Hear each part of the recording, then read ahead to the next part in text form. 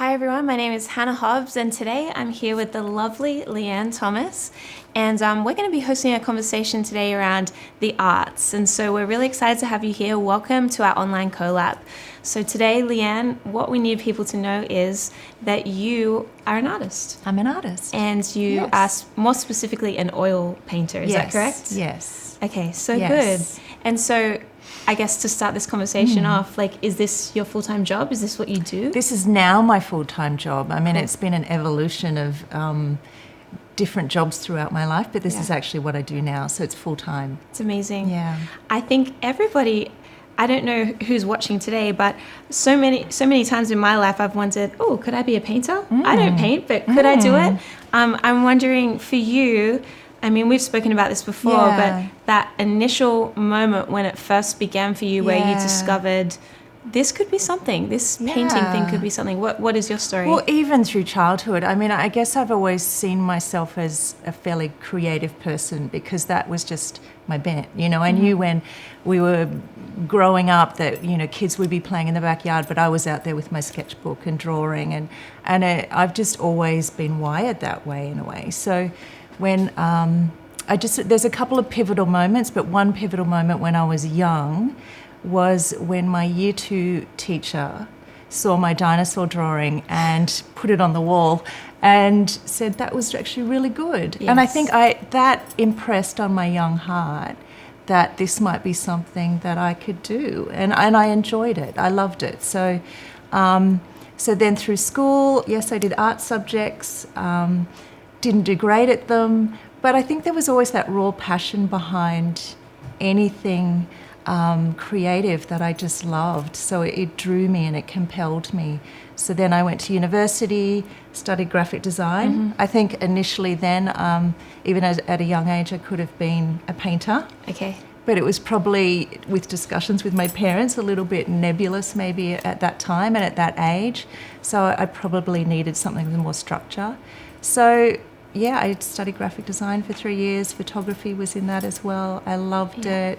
And then worked in that industry for 10 years. I love that because I imagine there are so many people watching right now who, you know, they have this passion within them to do something creative. Yeah. But it takes a confidence to then step out and say, for example, study or, you know, try. I think it's little steps into a direction that you might, there's an inkling there. There's something that I love to do. So you're taking little steps toward that. So for me, it was that initial, I'm going to do graphic design. Yeah. And I think then I've just seen how that pathway has twisted and turned and brought me to different places. So amazing. Yeah. You just start somewhere and start with that passion, I think. Yeah. You tell a story about you, because you have 2 children, and you tell a story about being on maternity leave. Yes. Can you talk a little bit to that? Yes. So I was working in that design industry, in advertising and some publishing houses, and then got married, had children, took maternity leave, and actually didn't go back into that. I thought I would maybe do that from home and start a business, but having to do, you know, be a mum and meet deadlines at the same time from home would have just been too difficult. So it kind of, I got lost there. Well, hang on. Well, I was going to say, you tell a story about being on maternity leave and the stretch of that. You've had experience in the past working as a graphic designer, but now you're in this completely new season of life wondering, what do I bring to the table? Yes, I'm a mother, but how am I using my creative gifts? And there was a turning point for you. Yeah, so I took maternity leave and was at home, and that was a really hard time for me. It was a big transition because I'd gone from working with teams and being creative and being at work every day, and then being at home and sort of being isolated at the same time, loving being a mum and loving caring for my daughter, but there was this part of me that wasn't being exercised. Sure. And that was a difficult time. And I remember sitting at my dining room table one day, and my husband came home from work and he brought home this beautiful bag of fruit. And it wasn't just everyday fruit. It was beautiful, interesting Asian fruits. It was all different shapes and things. And I looked at that and went, oh, I need to draw that. So that was another pivotal moment, is just that, oh my gosh, okay, there's this whole avenue that I can now explore. So baby sleep time at home, big pieces of paper on the dining room table, and I could draw and sort of fulfill that creativity that was on the inside that wasn't being used. So that was really lovely to be able to do that. That's so cool. Yeah. So you went on and studied some old master techniques, is that right? Did. What did that look like? So I was doing drawing for quite a period of time, and then when it was time for my kids to start school, I really felt like I needed to expand what I was loving doing, but I needed more tools.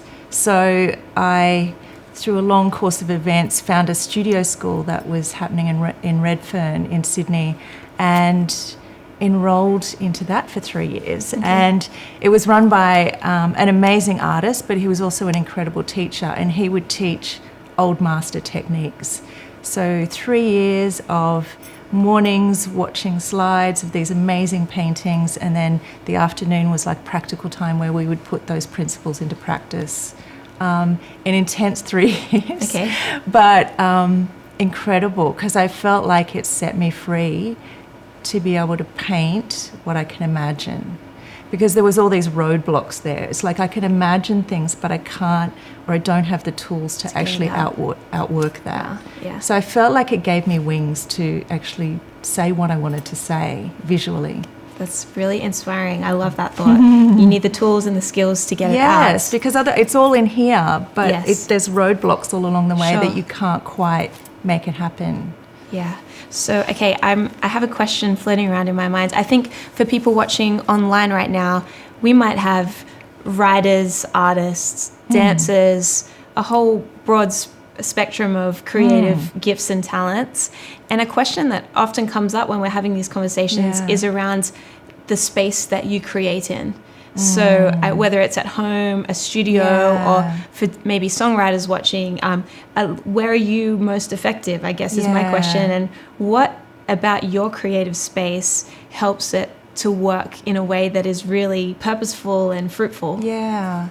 I remember finishing the course, and then, it was time to now exercise these principles on my own and find my own art space. So I really did need a space. But for me, because I was still at home and with children, young children, I just cleared out space in our garage, basically, amongst the spiders and amongst the sort of mess that was around. But all I wanted to do was outwork it, and all I wanted to do was make paintings that from these principles that I'd learnt. So for me, that was the perfect place. I could make mess, and I could just have my own space.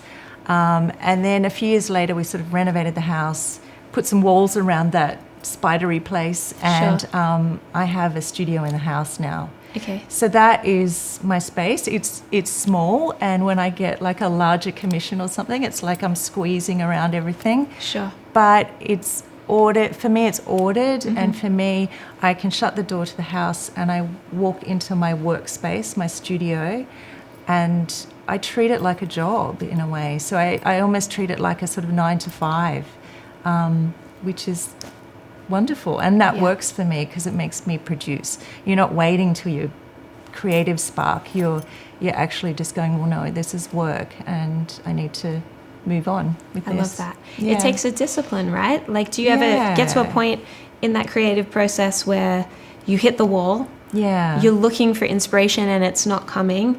And what do you do to snap yourself out of that? It's interesting. I mean, I was just thinking about even the framework of the way God has led my path, I guess, is to being a graphic designer and then working in that industry. In a way, gave me a framework as a creative person to kind of, I do rely on that in some ways, in that there's an order to things.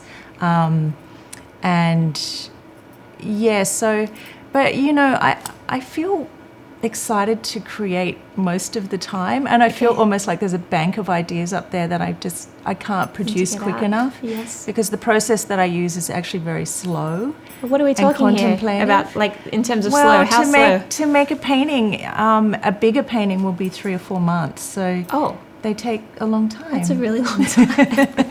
So you can see that there's ideas up there that never see the light of day because it's like, well, I don't have time. Okay, I have a question. have you ever, worked at a particular work and then just become completely discouraged and cut it or, thrown it in the bin? Has that ever happened? Oh, yes. It Okay. happens threaded through everything. It happens a lot. So I have lots around our house that are sort of the remnants of that. Or I'll paint over them as well because Sure. I just think, okay.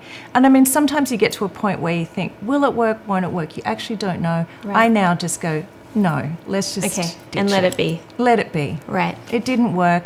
But in that process, I actually learnt so much.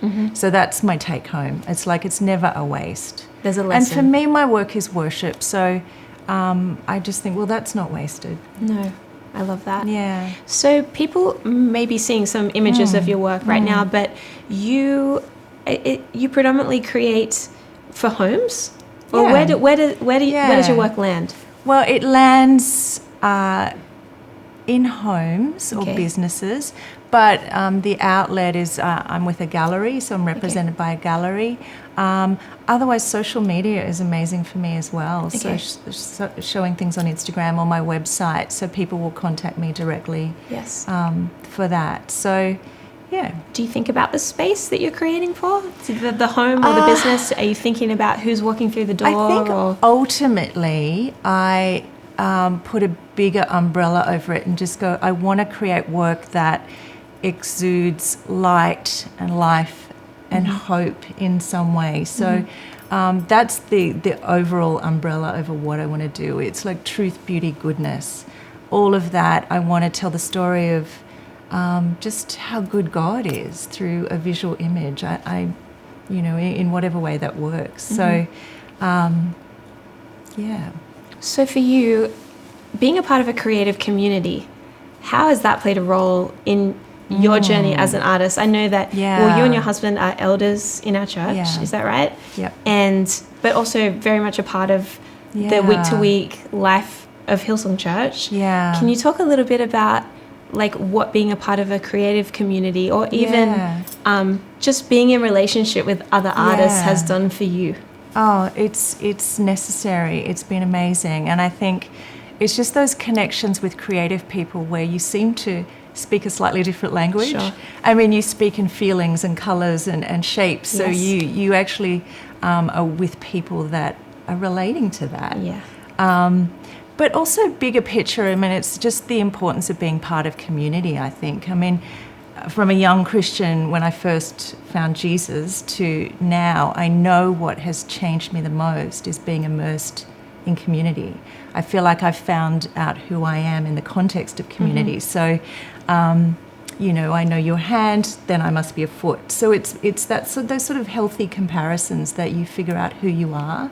So now, I guess specifically being part of a creative community, it's that, almost to another level. It's like, well, I'm figuring out who I am as an artist within the context of other artists. And I think that's really key and really important. So I guess a question that comes to mind is, in your conversations with other creative people, I know for me, when I'm talking to people, there are some common questions and challenges that come up in people's lives. Discouragement. Like, how do I get momentum as an artist? Like, I've tried and tried again, and I keep hitting a wall. Can I really do this? Am I good enough to do this? I this? think a lot of that boils down to skill. Sure. I know from my path, Okay. I know the disappointments, the frustrations, and even the wanting to step out of being a creative has all been because I just don't have the tools, or I just don't have the skill to outwork it. So I know, I still want to be a learner. I want to learn through my life. So I'm on YouTube looking at how they do different things. I think that can dispel a lot of a discouragement. That's interesting because it's very practical, It's very practical. Discouragement is more of a feeling, an emotion that people feel and almost come under at times. But it's interesting to me that you say skill, something so practical. You can push into it, but you can also maybe use some of those emotions that you're feeling and try and outwork those as well.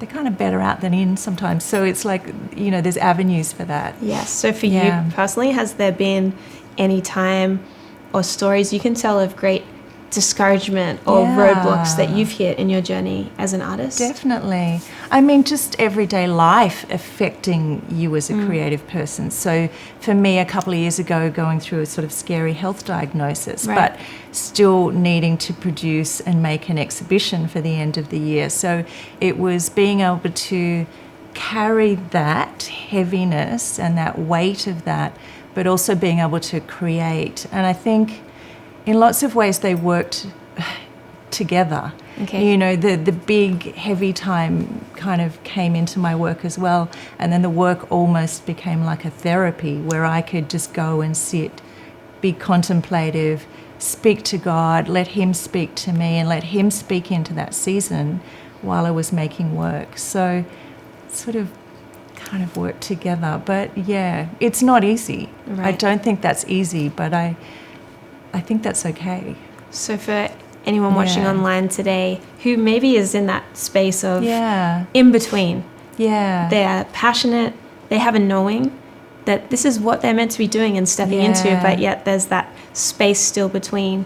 Would you have anything that you would want to say to those people today? I would just say fill that space with learning. Fill it with going online and looking at other people's works, going to galleries and seeing what artists are doing. For me, I love going to a gallery and I look at an artist and I think I'm not there yet, but I like that feeling because I know I can step up to that or decide to step up to that. So I need to get more skill to get there, which I think it's always nice to have people ahead of you because you just... There's more. There's so much more. And to not be intimidated by not to it, be intimidated, but use it and be inspired to go, there's more. Yes. So keep learning, I think. I love in that. those spaces. And this is a little bit of a random question, but so you're married to Joe and he's wired different. Yes. Is that fair to say? Could you unravel that a little bit? He is a doctor and he works in the medical field. So he